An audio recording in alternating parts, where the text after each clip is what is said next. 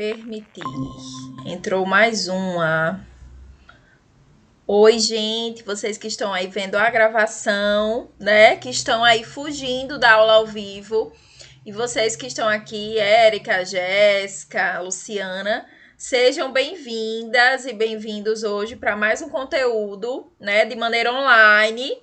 Quero que vocês participem mais de forma online, porque a gente consegue se ver, a gente consegue trocar mais informações, tirar dúvida ao vivo, é bem mais interessante, né? Então, hoje a gente vai falar sobre coisas muito bacanas. Érica, você tá me ouvindo? Luciana, já sei que tá me escutando. Jéssica tá me escutando. Você tá me ouvindo, Érica? Só para confirmar. Tô sim, professora. Show! Então tá ótimo. Maravilha, linda. Então a gente vai iniciar hoje. Hoje nós vamos falar sobre lavagem das mãos, que é um tema em que vocês já estão aí cansados de ver na mídia, né, devido a essa situação que nós estamos passando no mundo inteiro, mas nós vamos abordar, e aí logo em seguida a gente vai abordar a parte de farmácia hospitalar, onde a gente vai discutir o papel do atendente de farmácia na farmácia hospitalar, né, quais são as diferenças, o que é que a gente pode fazer como profissional e como a gente pode atuar nesse campo que é muito amplo, né? E que a gente também, como atendente de farmácia, vocês, como futuros atendentes, também vão poder estar capacitados para trabalhar nesta área, nesta situação, então, que a gente está numa crise de saúde no país, né? Precisa-se de mais e mais ainda profissionais de saúde. Então, com certeza é um campo de atuação que vocês vão poder atuar futuramente, tá? Então, por isso que eu acho muito importante que a gente fale sobre isso. Opa, chegou mais uma, Valéria. Então, é muito importante que a gente fale sobre isso. Oi, Val, tá me escutando, né? Boa tarde, professor.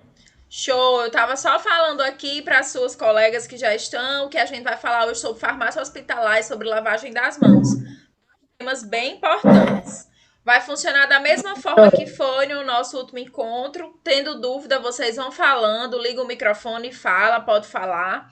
Se também quiser digitar, digita que eu consigo ver e aí a gente vai seguindo, certo? Show? Bora lá. Então eu vou projetar para vocês o meu slide, como no nosso encontro de sempre, para vocês conseguirem ver.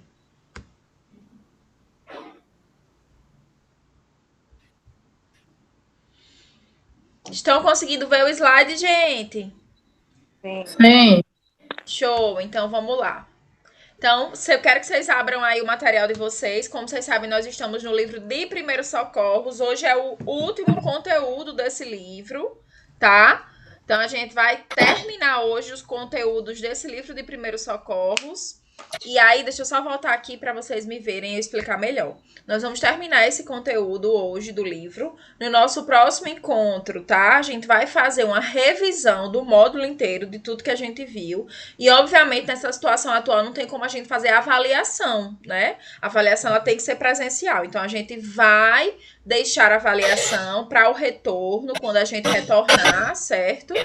E aí a gente faz sem problemas, mas a gente vai seguir o nosso próximo conteúdo. Eita, tá dando alguma interferência aí? Alguém tá falando comigo?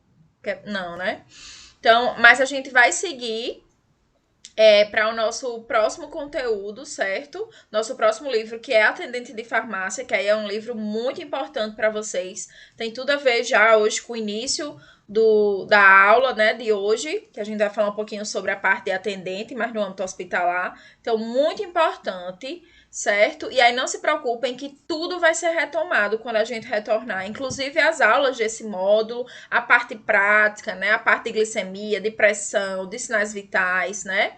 Então, a gente está seguindo realmente para dar andamento ao trabalho, mas a gente vai retomar com as práticas, vai ter prática de tudo quando a gente voltar, se Deus quiser, em breve. E vamos também começar a trabalhar já esse módulo de atendente de farmácia, que é essencial. Vamos falar sobre a parte de medicação, para vocês se empolgarem aí com novidade, com coisas novas, tá? Então, vamos lá. Como eu disse, hoje é nossos últimos conteúdos do livro de Primeiros Socorros. E aí a gente vai trabalhar exatamente o capítulo 14 e o capítulo 15. Prof, 2 conteúdos no mesmo encontro é sim, gente. Por que eu trouxe os dois? Porque um tem muito a ver com o outro, né? E aí a lavagem das mãos, vocês vão ver que é algo bem mecânico, bem rápido, a gente não vai se adentrar muito, até porque não precisa se adentrar, né? Mostrar como é feito, mostrar a importância da lavagem das mãos e o passo a passo para fazer, que foi muito difundido aí nessa pandemia. É algo que vocês já estão aí bem cansadinhos de ver como se lava as mãos e tudo mais, mas mesmo assim eu vou realizar uma prática de lavagem das mãos no retorno, porque é uma prática essencial, e aí junto com isso a gente vê a parte de farmácia hospitalar, onde a gente contempla aí a importância do atendente de farmácia e do farmacêutico hospitalar, e tem tudo a ver com lavagem das mãos, porque o hospital é um dos ambientes que a gente mais precisa fazer a prática de lavagem das mãos, tá? Então, onde eu encontro? Lá no livro de Primeiro Socorro, já no finzinho, nos últimos capítulos, página 63, capítulo 14, e logo em seguida você já encontra o capítulo 15, que é o de ambiente hospitalar, farmácia hospitalar. Então, primeiro eu queria que a gente pensasse um pouquinho como é que está sendo feita essa lavagem das mãos, né? Com certeza, com o Covid, com o coronavírus, a gente intensificou essa lavagem das mãos, mas eu começo hoje o conteúdo perguntando como é que você lava a mão mesmo, né? Acho que todo mundo aprendeu, como é que, se não sabia, aprendeu com essa situação aí do vírus, como se lava as mãos. As nossas mãos, gente, são veículos muito importantes na contaminação de qualquer doença transmissível, não é só o coronavírus. Qualquer doença que seja transmissível por via aérea ou por contato, as mãos vão se tornar esse veículo. Então, quando eu pego numa secreção do meu nariz contaminado, eu posso passar para outra pessoa uma gripe, um resfriado, o coronavírus, né? E outras doenças infecciosas. Então, por isso que é tão importante a gente fazer a lavagem das mãos adequada. Por quê? Porque as mãos são esse veículo. Então, a gente se comunica com a mão, a gente fala com a mão, a gente cumprimenta com a mão, a gente trabalha com as mãos, nós, trabalhadores de saúde, né, da área da saúde, trabalhamos com a mão. Então, a mão, ela vai ser o portador aí de muitos vírus, muitas bactérias. Alguém quer tirar dúvida? Não, né? Alguém estava falando? Não. Certo. Se for, vocês me interrompam, viu? Então, a gente é o portador de muitas bactérias, de muitos vírus, e por isso que é importante fazer a lavagem, tá? E aí, para isso, é importante que a gente saiba que a higienização das mãos, ela foi reconhecida mundialmente como uma medida primária. Quando a gente lê assim, primária, diz, vixe, primária é uma coisa muito, né? Vem de primeiro, de algo muito básico, mas é exatamente isso, é de algo primário, de ser a primeira medida, de ser a coisa mais básica a se fazer. Apesar de ser básico, é muito importante no controle das infecções que estão relacionadas com assistência em saúde. Então, o profissional de saúde, ele tem que saber lavar as mãos. E a gente ainda vê profissionais de saúde que não sabem lavar as mãos. Espero que essa pandemia tenha trago mais luz, mais visão para essa parte da lavagem das mãos. Mas era muito comum na assistência a gente ver, né, técnicos, enfermeiros, médicos, farmacêuticos, atendentes de farmácia, fisioterapeutas, inúmeros que não tinham a prática de fazer a lavagem das mãos. Quando eu digo prática de lavagem das mãos, gente, vou até voltar aqui para vocês me verem, para vocês me enxergarem. Eu não estou falando da lavagem que a gente faz usualmente, né? Que a gente vai, passa lá rapidinho, sabão, água. Às vezes na correria, tá chegando da rua, mas faz ali de qualquer jeito, né? Eu digo porque eu também muitas vezes me pego fazendo essa prática rápida. Eu tô falando da lavagem sistemática, da lavagem realmente que tem efetividade, que é a que a gente vai ver agora, né? Então, a lavagem, ela foi agora muito falada, muito difundida, mas ela deveria ter sido adotada, ó, desde sempre. Talvez, inclusive, se a gente tivesse já essa prática, a disseminação do vírus inicialmente tivesse sido bem menor do que a gente teve. Essa propagação tão alta, através, com certeza, das mãos de muitas pessoas. Então, o que eu quero dizer com isso é que, apesar de ser primário, apesar de ser algo que parece ser básico, é algo essencial. E quando se fala de ambiente hospitalar, nem se fala, tá? Porque você, como profissional, né, nós vamos ver a atuação do atendente. Ele vai ser responsável pelo fracionamento de medicamentos, pela distribuição dos medicamentos no hospital. Então, se ele não tem a prática de fazer a lavagem das mãos, por mais que ele não esteja ali diretamente com o paciente, no leito do paciente, mas é ele que vai levar essa medicação ao paciente, ao posto do setor lá que o paciente está internado. E ele pode muito bem levar com as mãos dele, trazer de fora do hospital, de outro ambiente, um vírus, uma bactéria, e aí uma embalagem aparentemente inofensiva transmite para o paciente, ou se não passa de um paciente para outro, tá? Então, muito cuidado com isso. Então, continuando, né? Existem momentos importantes para a gente fazer a lavagem das mãos, tá? Para evitar essa transmissão cruzada. Quando eu boto aqui, ó, transmissão cruzada, é exatamente o que eu falei ainda agora, da gente ser leve trás com as mãos das infecções de micro-organismos multiresistentes ou dentre outros.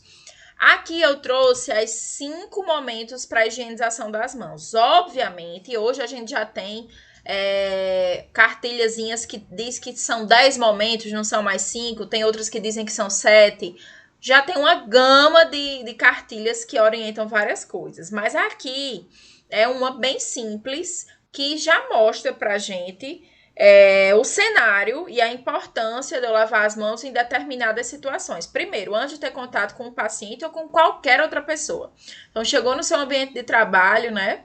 Chegou lá na sua atividade diária, precisa lavar as mãos, né? Até para vocês também que tem junto com o curso de vocês a parte de cuidador, que a gente vai trabalhar, a gente vai ver, é essencial que vocês saibam que vocês, né, aqui não sei quem vai pender para a parte de farmácia ou quem vai pender para a parte de cuidador, mas os dois têm contato com o paciente, mas principalmente o cuidador.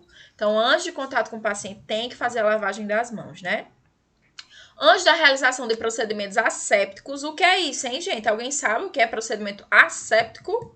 Fala aí, tô esperando. Eita, que silêncio. Fala aí, Érica, Luciana, bora. Asepsia, né? Asepsia da pessoa. Exato. Vamos lá, vou melhorar mais sua informação, mas está correto o que você falou. Procedimentos assépticos são quando eu vou realizar algum procedimento que tem que ser livre de contaminação. Aí eu preciso fazer a asepsia daquele procedimento. Por exemplo, vou alimentar um paciente, tem que estar lá no máximo livre de contaminação, né? Vai fazer uma punção no paciente, vai trocar uma sonda do paciente, tem que fazer a lavagem das mãos. Vai trocar uma fralda também, né? Que aí entra o próximo tópico, que é o terceiro, após ter contato e exposição com fluidos corporais. Fluidos corporais entra urina, entra cocô, entra secreção nasal, entra secreção bucal, qualquer fluido, secreção, suor, até o suor do paciente pode transmitir doenças. Então, sempre que eu tiver contato com fluidos do corpo do paciente, eu preciso necessariamente fazer a lavagem das mãos. Após o contato, então, vou sair do leito do paciente ou fui lá em cima, deixei lá a medicação dos pacientes na farmácia lá do setor, né, no postinho do setor, retorno para o meu ambiente da farmácia hospitalar, né, tem que lavar as mãos. E após contato com as áreas próximas do paciente. Então, hoje, agora com o coronavírus, né, a gente tá bem difundida essa parte de contaminação. Quem contamina não é só a mão, nem só a pessoa, mas as coisas que a pessoa toca, as coisas que a pessoa deixa. Então, as superfícies também podem portar o vírus, portar a bactéria. Por isso, a importância da gente higienizar também toda a superfície que o paciente tem contato. Então, se a gente tá lá, né, chega após o paciente ir tomar banho ou o paciente for trocar a roupa de cama, também tem que fazer a lavagem das mãos após contato. Mesmo que você não tenha contato com o paciente, mas você pegou algo que ele pegou, tem que fazer a lavagem, certo? Aqui eu trouxe lâmina, gente. É a partir de lâminas de laboratórios, né? A gente chama essas bichinhas redondinhas aí que vocês estão vendo de placa de Petri, né? Tem vários tipos de placa, mas são placas de cultivo de micro-organismos. Então, a gente pega lá fragmentos lá. Aqui, por exemplo, foi coletado material, né, da mão de pessoas. Então, mesma coisa como se estão fazendo agora no teste do Covid, né? Que eu testo lá o SUAB, eu pego lá secreção nasal ou secreção lá da orofaringe do paciente para analisar. Deixa eu ver aqui que eu acho que tem alguém pedindo para entrar. Que piscou aqui, só um momentinho. Foi Diz, Érica. um problema aqui, mas deu certo. Deu certo? Show. Se tiver dúvida, fala. Era alguma dúvida? Não.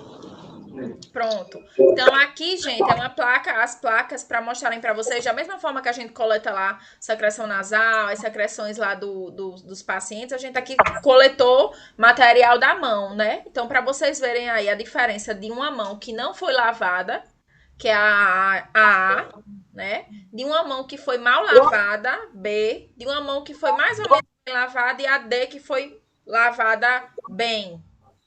Opa, alguém tá fazendo alguma pergunta? Quer fazer pergunta? Não, né?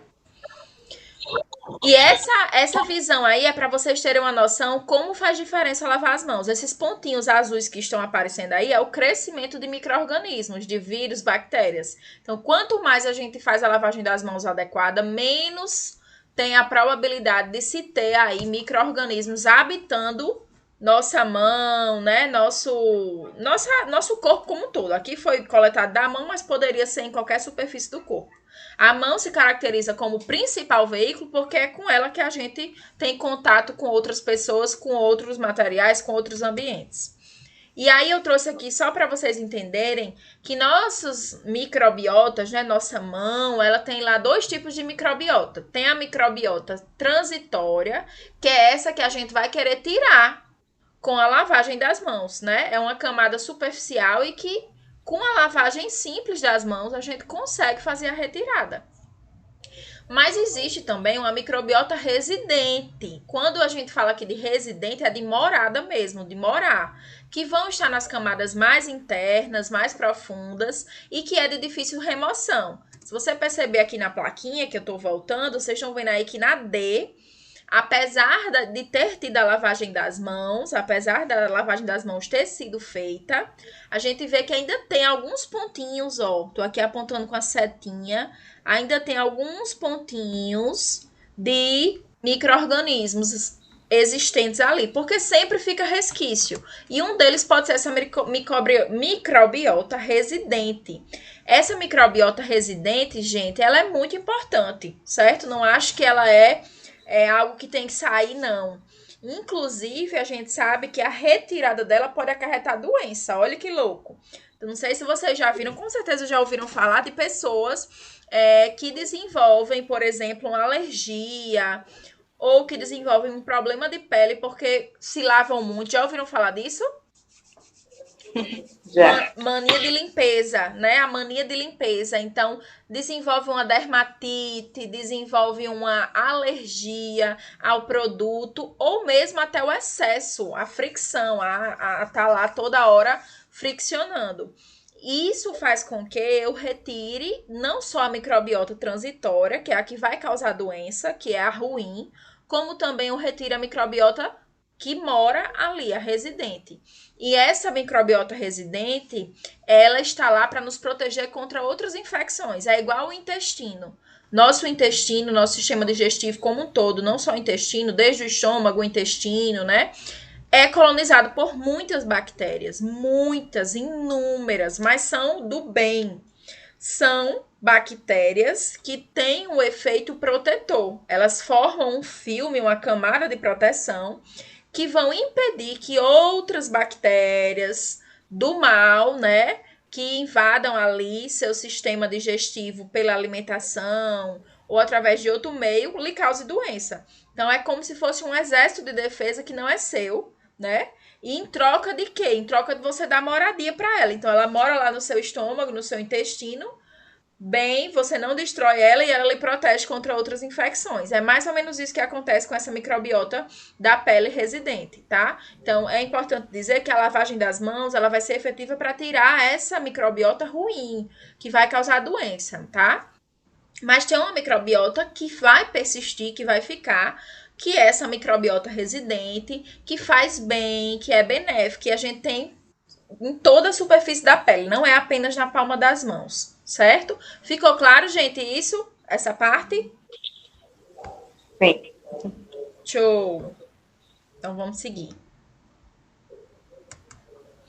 E aí, o que você vai precisar para lavar as mãos? Eu trouxe aqui essa pergunta aberta, né, pra gente discutir. Geralmente em casa o que a gente tem para lavar as mãos é uma torneira, né, sabão, ou tem gente que muitas vezes antigamente, né, antes desse corona, lavava apenas com água, né? Mas o que é que a gente precisa? No mínimo, uma água corrente, uma torneira e sabão. Sabão pode ser de qualquer um. Eu sempre digo para vocês, eu gosto de olhar mesmo para vocês, eu gosto de estar olhando.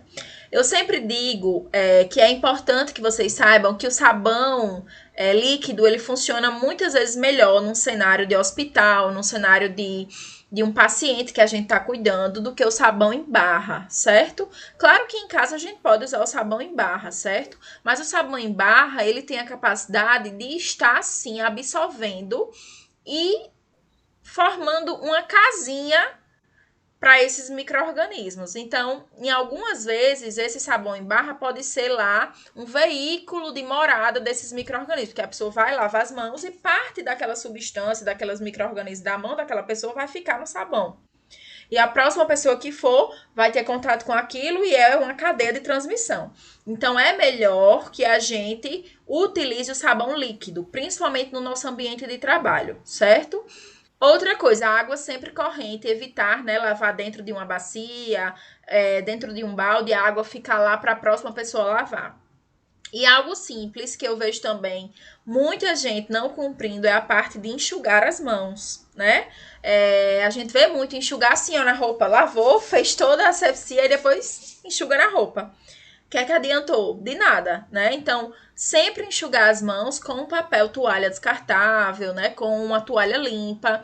A toalha é complicada às vezes quando você está num ambiente que não é seu, externo, né? Ou no seu ambiente de trabalho. Jamais em um hospital, em um local público pode ter toalha. Eu ainda vejo hoje não sei porque a gente nem saindo mais está, né? Mas eu ainda via antes dessa pandemia alguns estabelecimentos como restaurante, alguma coisa desse tipo, trazerem para enxugar as mãos nos banheiros ou nos lavatórios toalhas, tá? E a toalha ela não é indicada porque ela também é um veículo de micro-organismos. Principalmente porque ela vai ficar úmida, com várias enxugadas, uma atrás da outra. E essa umidade vai trazer o aumento da proliferação de micro-organismos e, consequentemente, aquela pessoa vai se infectar, a próxima que for lavar. Então, preferir papel mesmo descartável, certo? Entenderam isso? Ficou E a claro? torneira?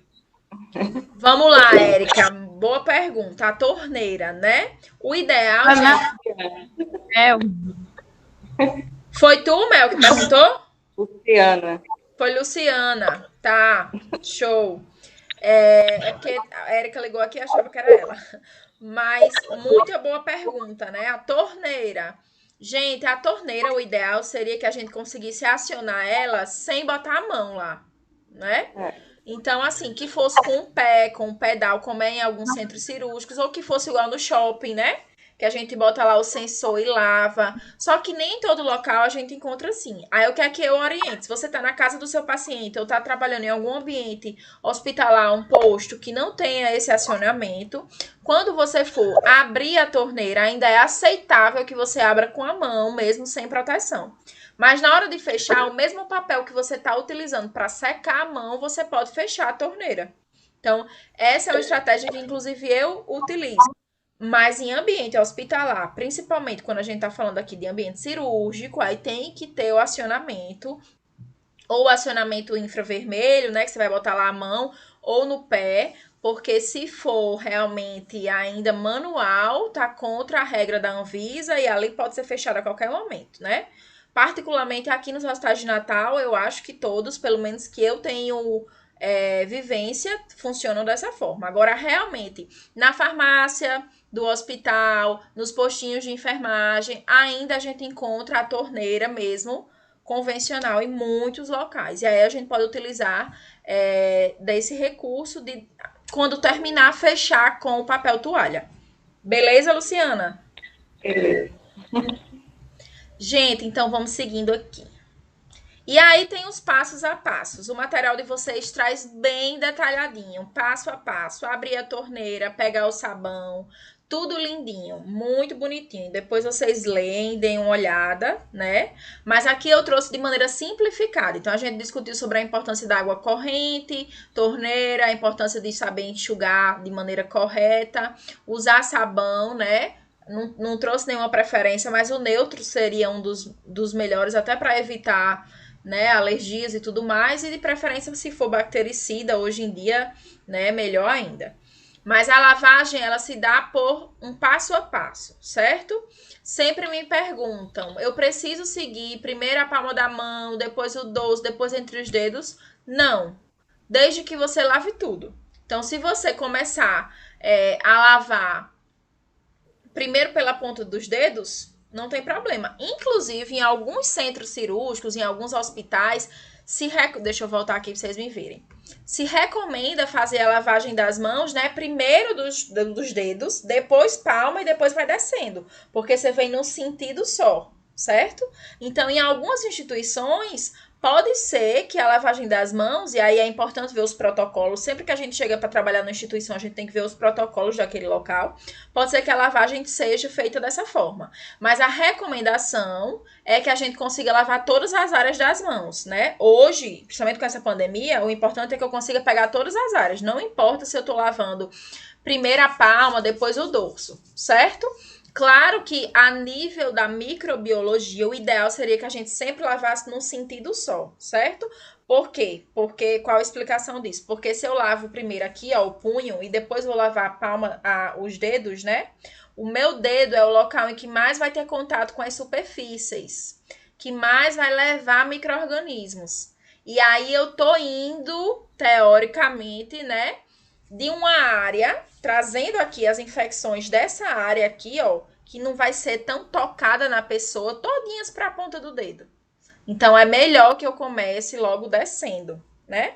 Então, eu aconselho vocês fazerem isso. Bota lá, espalha o sabão lá, primeiro na palma da mão, já tá lá, espalha, e aí depois você vem já para os dedos, já entre os dedos, né? Depois que lavar entre os dedos, vai dedo por dedo, bonitinho. De um lado e depois repete no outro, entre os dedos e depois dedo por dedo. É muito comum, às vezes, a gente esquecer o polegar, então não esqueça o polegar. Tem que lavar também o polegar. Depois você vem e reforça o dorsozinho, ó. Reforça a palma da mão, se quiser, como eu disse, não tem uma regra a seguir, mas sempre não esquecendo, dorso, palma da mão entre os dedos, e aí vem o principal, que é a gente sempre ter a unha, por isso que é importante a unha não ser grande, não ter lá a unha postiça, porque a unha junta muito micro-organismos, e aí até em ambiente hospitalar a gente usa uma escovinha para escovar, né? Mas no dia a dia a gente pode fazer, ó, apenas a fricção na palma da mão. Então, entenda que se você tiver uma unha muito grande, vai machucar a palma da sua mão e vai juntar muito micro-organismo. Então, por isso que não se indica a unha grande, certo? Fez isso de um lado, fez isso do outro. Aí, por último, a gente vem pro punho e faz a lavagem, né? Teve muita musiquinha, teve muita coisa que saiu por aí. Tem que durar 20 segundos, tem que durar 10 segundos, você tem que conseguir cantar parabéns para você 2 vezes seguidas. São estratégias que se utiliza para você saber. Mais importante do que o tempo, do que a duração, é você conseguir lavar todas as partes da sua mão, certo? Claro que se você quiser fazer uma lavagem completa, você vem até o cotovelo, né? Que é o que se faz no centro cirúrgico também, certo? É indicado no mínimo 23 segundos, né? Isso, né? Se dizem que tem que ficar aí de 20 a 23 segundos, 25 segundos, no mínimo, para ter uma lavagem efetiva. Mas como eu digo, às vezes, Érica, mais importante do que o tempo, porque se eu ficar lá 23 segundos lavando só a palma da minha mão, né? Cadê o dorso, os dedos? Então, às vezes, se perde por isso. Mas mais importante... Bem lavado por 23 segundos. Uma vez Não, eu parei um dia e fiz isso, contei, aí eu vi que dá para lavar tudo. Dá para lavar tudo, exato. É o tempo exatamente para isso. E aí parece muito tempo, mas não é tanto tempo. Se você parar para ver, não é tanto tempo. E aí se teve muita discussão sobre álcool em gel, se é melhor, né? Mas melhor do que qualquer coisa é a lavagem das mãos. Eu vi muito álcool em gel acabando. Aí no início, gente, da pandemia, um álcool em gel era vendido um absurdo de caro. Caríssimo, não tinha em lugar nenhum, todo mundo procurando álcool e não tinha. E estavam esquecendo. Porque no início muita gente deixava de usar o sabão em casa para passar álcool em gel. Exatamente. Mas se você está em casa, pode lavar a mão. Tem como lavar a mão, o melhor é lavar, né?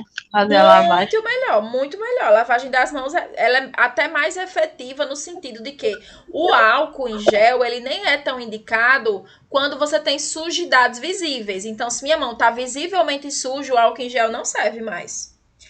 Só se realmente você não tiver como lavar, aí você usa o álcool em gel. O álcool em gel é para quando você tá na rua, no ônibus, no Uber, né? Mas em casa, em um local que tem pia, muito melhor o sabão. E isso não foi divulgado na mídia, como foi o uso do álcool em gel. Aí o álcool em gel aí subiu de preço, né? O pessoal ganhando dinheiro, horrores, explorando a gente.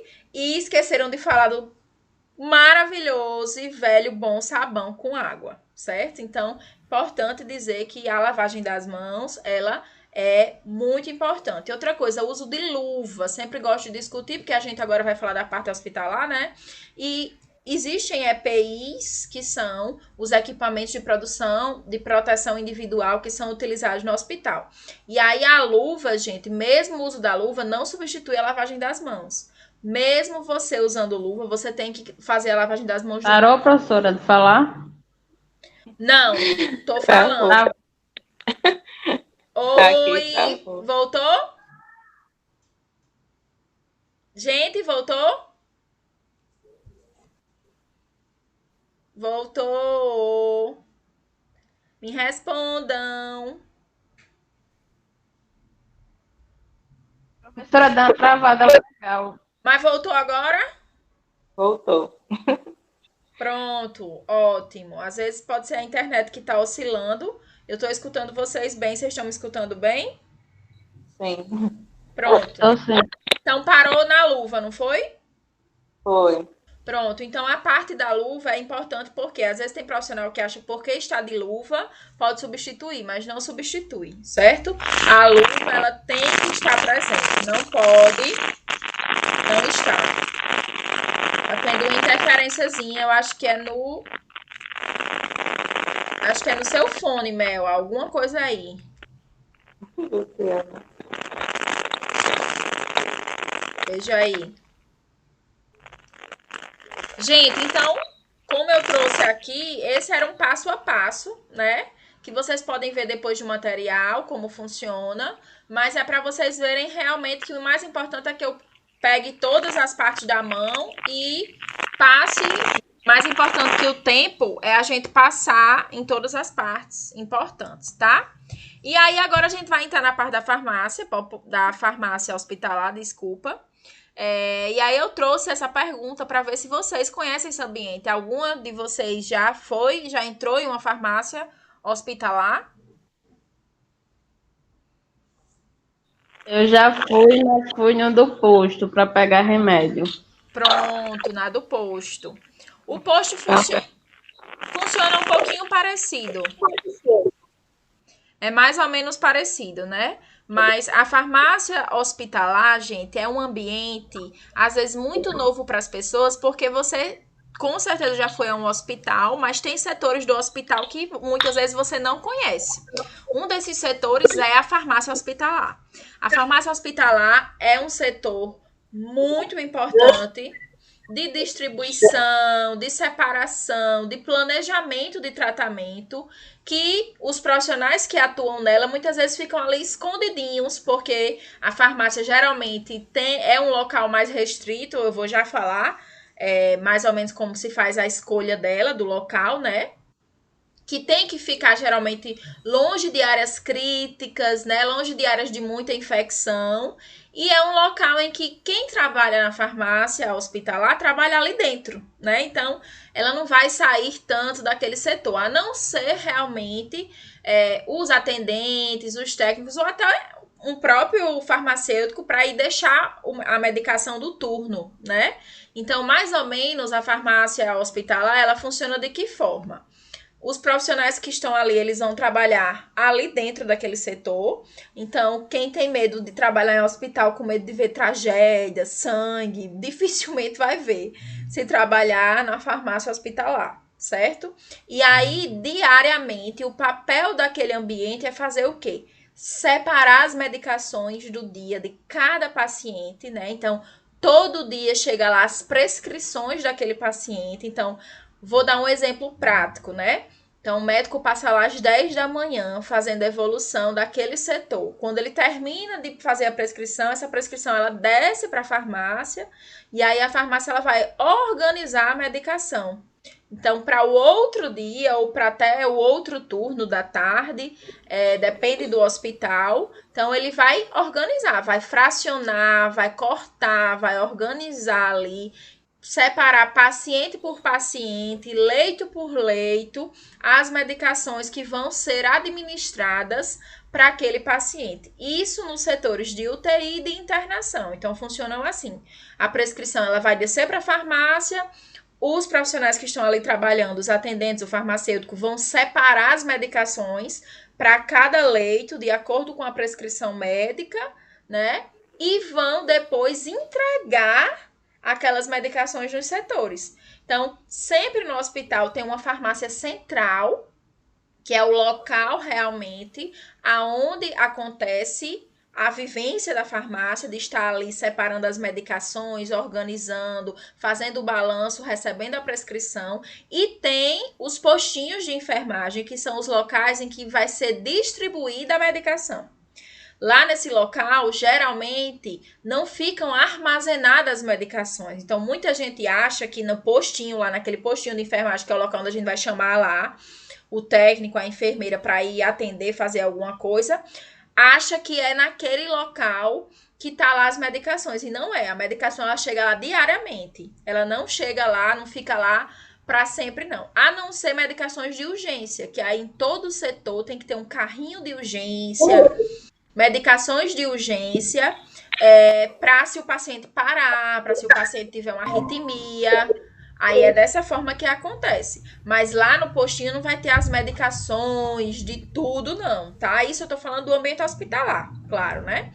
Como a Erika falou aí, que foi no postinho na farmácia do posto. Aí na farmácia do posto já fica lá, né? Armazenado as medicações que tem para distribuição. Mas no ambiente hospitalar, que é a nossa aula de hoje, é sempre dessa forma, acontece a distribuição diária. Então, é bem interessante o trabalho. Você fica lá no setor recebendo as prescrições, vai organizar, né, a prescrição, vai ver qual é a medicação que você tem ali, você vai separar a medicação do paciente e depois você vai entregar essa medicação. Então, é um trabalho que muita gente não conhece, mas é essencial para o funcionamento do hospital. Porque... Eu achava que era o técnico que fazia. Como é? Eu achava que era o técnico de enfermagem que fazia isso. Muita gente acha, mas não é. Não é. É o pessoal da farmácia mesmo, os atendentes de farmácias hospitalares e o farmacêutico que fica ali para gerir a situação, para organizar a situação. Então, por isso que é importante, eu disse que era tão importante esse tema, para a gente ver. Porque às vezes você não gosta tanto de lidar com o público, né? Você não tem tanta habilidade para... não quero trabalhar em farmácia comercial, não. Mas uma ótima alternativa é você poder atuar numa farmácia hospitalar, né? Então, pode sim o atendente trabalhar nessa área, uma área muito boa, inclusive. Muitas pessoas que atuam na parte da farmácia gostam. Então, gente, resumindo o que eu falei aqui, a farmácia hospitalar é um dos setores mais importantes realmente, né, das instituições de saúde. E aí, tá dando alguma interferência aí, em algum fone. E aí, ela abrange também uma área administrativa, né? A gente vai ver que também, além desse papel de distribuição, de separação, também os pedidos das medicações do hospital são feitos na farmácia hospitalar. Então, Todo mês tem que ter o balanço lá de produtos, de materiais que vai sair, né, para cada leito, que as medicações, os produtos que são utilizados em cirurgias, por exemplo, se no hospital fizer cirurgia, quem regula, quem organiza o material que vai usar naquela cirurgia, não estou falando do material esterilizado, mas, por exemplo, vai precisar de uma sonda lá para a cirurgia, né? Vai precisar de um catéter para cirurgia. Quem disponibiliza é a farmácia também. É a farmácia que faz todo o levantamento desses produtos. Vai precisar de um gel para puncionar lá a veia de alguém, né? De um scalp lá, borboletinha que fura lá, um soro fisiológico, né? Tudo quem manda para os setores é a farmácia hospitalar. Então, ela tem o papel de fazer assistência ao paciente, né, de levar as medicações, de organizar o material cirúrgico, ver a qualidade do serviço, né, e além disso fazer um trabalho hospitalar, né, mostrando para os pacientes, para o médico, a conscientização do uso racional de medicamentos. Então, é também papel da farmácia popular fazer a educação em saúde dentro do hospital. Explicar para o paciente como toma aquela medicação, ir lá, às vezes, e até conversar com o paciente, se ele está tendo algum efeito colateral, né? Se ele já toma uma medicação. Então, tem hospitais aqui em Natal. Eu vou já falar rapidinho sobre isso quando eu estiver falando lá dos papéis. Mas só para adiantar, eu tenho uma colega minha que está atuando agora, né? Nesse momento na Liga, né? Então, ela é farmacêutica hospitalar de lá e ela faz todos os dias consultas farmacêuticas, tá? Então, esse é um dos papéis do farmacêutico dentro do hospital, que é ir até o paciente, o médico passa, faz a prescrição, mas aí depois pode sim chegar o profissional lá da área da farmácia e orientar e perguntar para o paciente se ele tem alergia a alguma medicação, se ele já teve uma reação alérgica a alguma medicação, orientações. Então, é bem bacana esse trabalho. Então, esse é o papel da farmácia hospitalar, tá? De maneira geral aí. E aí, para sua implantação, o que é que precisa? Primeiro, para se implantar uma farmácia hospitalar, não é em qualquer local do hospital, certo? Então, é analisado o melhor local para implantação da farmácia, deve ser o mais central possível, certo? Mas deve estar longe de áreas críticas, né? Então, deve estar longe de áreas de muita contaminação, para evitar justamente essa contaminação, porque ali dentro vão ter materiais que vão sair para todo o hospital. Então, por isso que é tão importante que a gente saiba que a farmácia ela não pode ficar no local, por exemplo, perto do pronto-socorro, que é um local que chega lá direto pessoas infectadas, ninguém sabe do que tem. Pode ser que contamine a farmácia. Então, a farmácia geralmente é num local um pouco mais afastado, mas não tão longe, para não ficar tão distante, separada, organizada. Só quem entra lá são profissionais que trabalham lá e sempre tem que ter um setorzinho para distribuição. Então, sempre vai ter uma farmácia grande e vai ter nessa farmácia grande, tipo, uma janelinha assim, ó, para se algum profissional ou se alguma pessoa vier pegar uma medicação que faltou no setor, que de repente tiver algum erro, pegue por lá e não precisa entrar na farmácia para pegar aquilo, certo? Então, por isso que tem que ser um local bem higienizado, afastado de infecções para evitar essas infecções cruzadas. Então, a estrutura deve ser central para o abastecimento. Então, a partir dali que vai sair todos os recursos para aquele hospital. Organizar a área de dispensação interna, né? Então, organizar o trabalho de lá. Na farmácia pode ter a dispensação, que é a entrega, mas também pode ter uma área de produção, certo? Aqui em hospitais da nossa cidade, a gente não tem farmácias hospitalares que manipulem medicamentos, né? Pelo menos que eu conheça. Mas tem hospitais que fazem a manipulação também dentro da própria farmácia hospitalar. E a área de informações, que é essa janelinha exatamente que eu falei para vocês, que é importante para que se alguém quiser pegar uma medicação, faltou alguma coisa, tenha contato com o profissional sem precisar entrar na farmácia em si. Tem que ter uma parte administrativa também, porque é papel do farmacêutico e dos profissionais que estão atuando ali controlar o estoque, então também tem parte administrativa e o responsável sempre tem que ser um farmacêutico, tem que ter um farmacêutico ali para ser responsável. E aí qual é o papel desse farmacêutico? É sempre, claro, estar atualizado, né? Buscar atualização, buscar se harmonizar com a equipe, porque ele vai ser o chefe da equipe, ele que vai gerir vocês, direcionar vocês, né? É papel do farmacêutico também tomar as decisões, tirar dúvidas sobre medicação, né? Fazer a visita farmacêutica, se for necessário, lá ao paciente, ser comunicativo e ter habilidades administrativas, porque muitas vezes são eles que vão estar lá administrando a parte de estoque, né? A parte de materiais, pedir material e tudo mais. Oi, Professora, oi, meu amor. eu tive um tema, aí depois a senhora tem como vai postar o vídeo, é? Vou sim, viu? Vou postar sim. Já tô acabando, mas vou postar sim. E além disso, ser educado. Postou? Como é? Na semana passada a senhora postou? Postei, meu amor. Tá lá também. Depois eu te envio novamente. Certo? Tá bom. E pra gente finalizar o papel do atendente de farmácia, né? Na farmácia popular. A importância dele de saber fazer leitura e interpretação das prescrições, porque muitas vezes é ele que vai receber essa prescrição, ler e organizar, né? Fazer a dispensação dos medicamentos, que é nada mais do que a entrega, né? Dispensação é entrega. Fazer o fracionamento e a distribuição. Então, é você que vai fazer a organização, fracionar ali as medicações, separar leito por leito, pessoa por pessoa, revisar, olhar se está correto. Porque imagine se você erra um comprimido, você pode matar alguém. Então, é uma coisa séria também, né? Ter controle de estoque, então tudo que entra e sai, geralmente nesses locais tem planilha, né, para organizar, ou tem um programa no computador que tudo que sai é anotado, porque tem que ser organizado, porque não pode faltar medicação.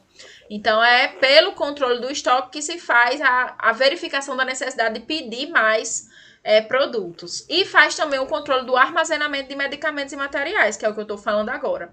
Ver o que é que está faltando, o que tem que pedir e mandar para a parte financeira do hospital. Então, é um trabalho que às vezes é muito não visto, porque não está ali na linha de frente dos hospitais, mas que é um trabalho muito bacana, né? E muito importante para o funcionamento do hospital. O papel do atendente de farmácia hospitalar, o papel do farmacêutico hospitalar é essencial. Só funciona tudo ali, o que seria do médico, da enfermagem, sem a prescrição correta, sem estar ali a medicação correta que ele pediu. Não dava certo. O que seria lá de uma cirurgia sem a sonda que foi pedida, sem o catéter? Então, realmente faz diferença. É um bom profissional nessa área, certo? Gente, aí segue, como vocês já sabem, tá? Nosso exercício de fixação. Assim que terminar, já tá pronto. Jéssica já vai enviar, já chega para vocês. Trouxe aqui uma questão pra gente ver o que é que vocês marcariam. São atribuições do atendente de farmácia hospitalar, exceto, ou seja, ele quer a resposta errada. Letra A, dispensação de medicamentos. B, fazer prescrições. C, fracionamento e distribuição. E D, controle de estoque. O que aí não é papel do atendente de farmácia hospitalar? A B. A B, isso mesmo.